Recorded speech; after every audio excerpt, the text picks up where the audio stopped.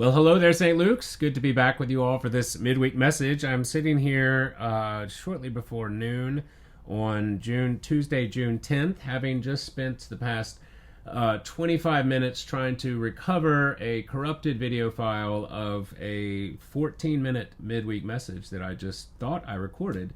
The Lord in His providence must have thought that it was too complex, maybe a little too speculative and heady, because I did sort of take some rabbit trails that I was unexpected, but that's what I'm sometimes prone to do. At any rate, this is the take 2, and so it will not be 14 minutes because I have to pick up my 2 twin boys before they go to sleep, because if I have to wake them up, then everyone's life is ruined until the next day. So there we go.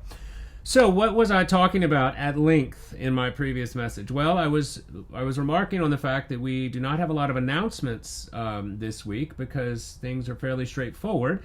Last week, we were grateful for all of you who were able to come out to hear Rosaria Butterfield. It was such a joy to meet her and to hear her talk, and that will be up shortly. So it won't be up with this midweek message, but by the time the e-zine comes out at the end of the week, we'll have a link to that. So stay tuned. We were also reflecting in a staff meeting this morning on Kelly's wonderful sermon this past Sunday, the beautiful funeral service we had for Sheila Rumsey, a blessed memory, and we are there was a lot of poignant, meaningful, thoughtful time together with the Lord for us all over the past week. And so as we're looking ahead, we have a lot to be thankful for, and in particular, we're going to be celebrating Father's Day this Sunday. Now, I had gone on a long tangent about the theology of fatherhood and sort of the way that post-Freudian psychological man has sort of disparaged the office of father, has fathers have come under a lot of assault, so much so that even in the church, you hear people downplaying the fatherhood of God, trying to change, even in some sort of radically non-Christian ideas about turning the Lord's Prayer even to "Our Mother who art in heaven," for instance. Thus going expressly against God's own self-revelation in and through His scriptures. That's not to say, as we want to say, that God is either male or female, but there is a relational reality, a relational ontology, as it were, that puts a certain amount of responsibility and authority and weight of office on a father that is something that many men shirk because of our sinfulness. But also in God's grace, by His mercy, many men are given to, at the very least, undertake the challenge. And this is where I want to leave us today, much shorter than the previous one was before. Because within the church, there should be no other there should be, at the very least, in the church itself, we should be the people who are celebrating the goodness of fatherhood, celebrating the gift of this sort of relational responsibility, because it is that in that office where God has sort of given His stamp of, you, son, shall be the one who will reflect something of my goodness to the people that are given. You have been given responsibility to protect, to nurture, to raise, and to provision. These are no small things.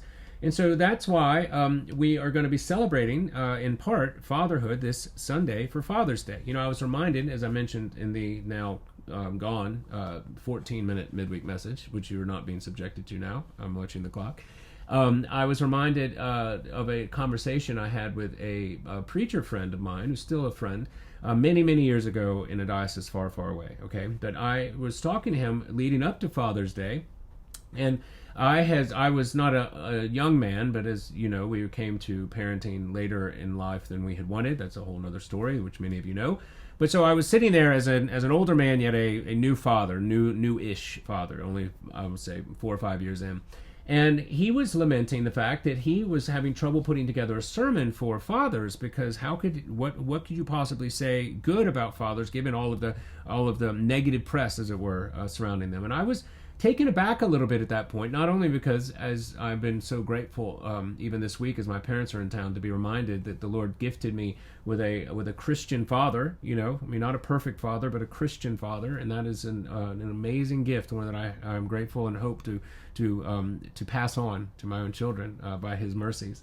But I was reminded of the goodness of God in provisioning His children through Christian parenting, but also about how much, if I were going to church as a father then of 5 6 years at this point, I would need to be encouraged, need to be inspired, challenged, and also comforted in the fact that God does not just what does He say, the old adage, He doesn't call the equipped, but He equips the called, right? And so fatherhood is a calling to which Christian men are beckoned, and He will be with you. He's for you. He has given you the impetus to be His reflective, loving sort of patriarch, this side of heaven, for the good and comfort and love and provision, again, of your neighbor, your spouse, your children, your community. This is how this is intended to work. Now,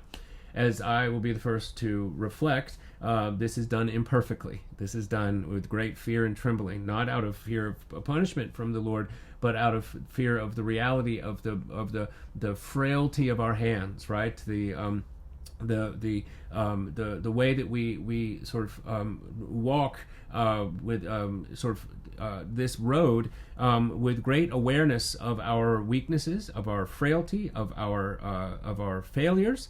And yet, God promises not only to redeem those, but to be present in and through the feeble works of our hands to bring something of His glory and manifest something of His presence to His renown in and through these complex relationships. And so that is a heady idea. That is a sort of a mysterious idea, but in all practicality, what it looks like are men on their knees confessing their sins, being raised to the new life of faith, being sent out as absolved ambassadors of God Himself to proclaim something not of themselves but of Him and His goodness, and that is God's vehicle through which He will redeem the world and continue to build His kingdom. One human heart redeemed at a time, and then through that a reconciled father to a mother, a husband to a wife, and then by extension the blessings of healing, relational healing that will then permeate that family by His grace.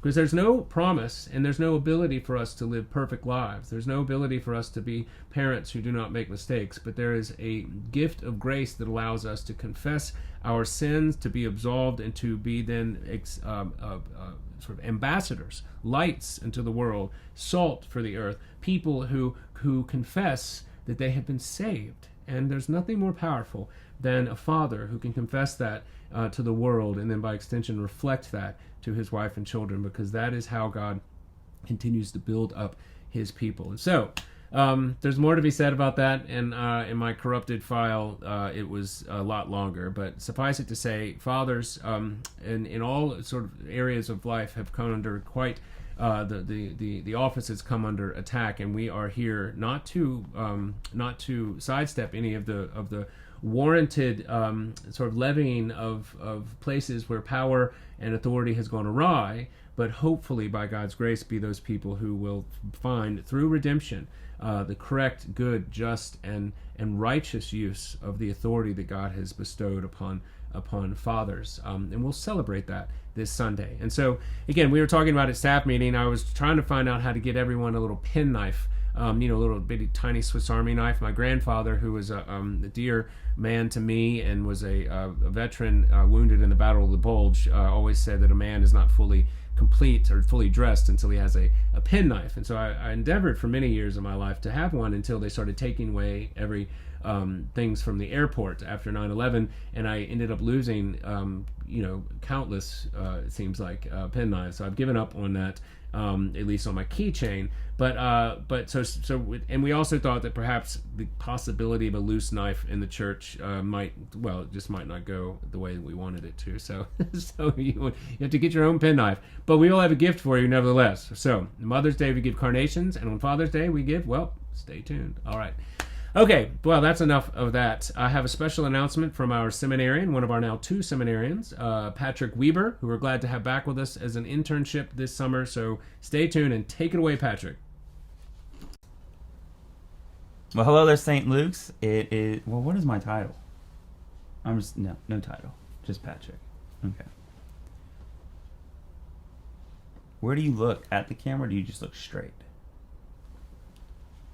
Just whatever's being recorded is what, all this is going to go on the midweek. No, it's not. Hey there, St. Luke's. It's Patrick Weber, jumping in on the midweek message, sitting in the throne of power, so it feels good.